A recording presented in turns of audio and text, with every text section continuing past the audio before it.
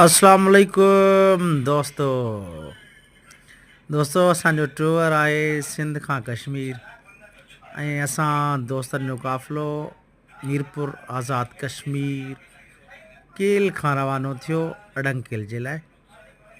अडंकेल खां जीअं ई निकितासीं असां रेनकोट ऐं स्टिक वठी करे पैदल हाइकिंग, छो जो लिफ्ट बंदि हुयो ऐं हाइकिंग एतिरी टफ हुई जो रस्ते में असां गाना बजाना इंजॉयमेंट कंदा ऐं पंहिंजे राह खे मंज़िल तरफ़, पंहिंजे क़दमनि खे मंज़िल तरफ़ वधाईंदा वियासीं ऐं ईअं ई असांजी मंज़िल असांजे अखियुनि जे अॻियां हुई।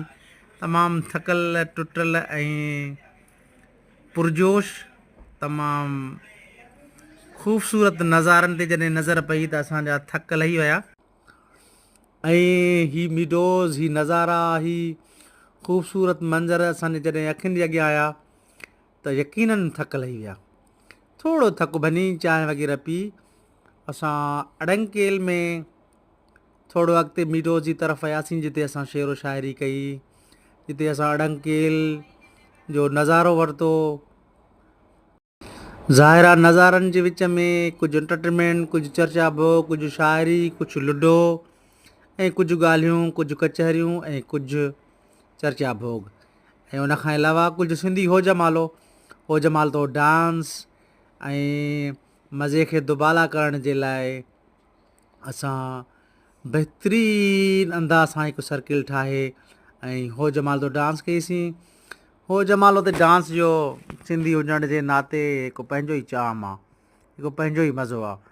ऐं जॾहिं अडंकेल जा नज़ारा, अडंकेल जो इंफ्रास्ट्रक्चर असांजे अखियुनि जे अॻियां हुजे त छा ॻाल्हि कजे।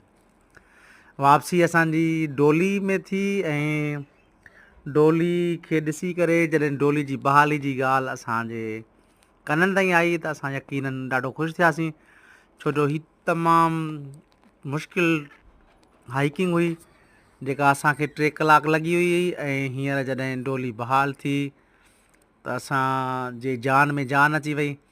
असां दोस्त जॾहिं डोली में रवाना थियासीं त उहा ई ट्रैकिंग, उहा ई हाइकिंग जेका असांखे 3 कलाक ते लॻी हुई, उन असांखे सिर्फ़ु 5 मिंटनि जे अंदरि वापसि केल में पहुचायो ऐं केल में पहुची करे असांजी दिलि बाग़ो बहार थी वई ऐं जेके असां अडंकेल में नज़ारा ॾिठा हुयासीं सोचियोसीं तव्हांजे ख़िदमत में पेश कयूं।